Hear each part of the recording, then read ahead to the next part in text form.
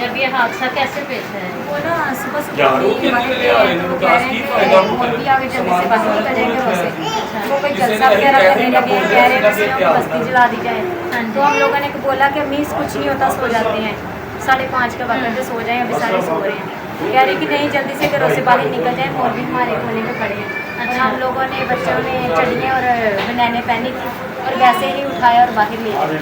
और घरों के दरवाजे ऐसे घरों के दरवाजे में ताले लगा के गए थे, ताले लगा के जूते नहीं पहने थे, दुपट्टे नहीं, जैसे ताले तोड़े और घरों में दाखिल हुए। हाँ जी, और ये हालत कर दी है चीज़ों ये की। देखें मोबाइल मशीन सब कुछ तोड़ के बॉक्स वगैरह तक, जेवर तक, पैसे तक निकाल।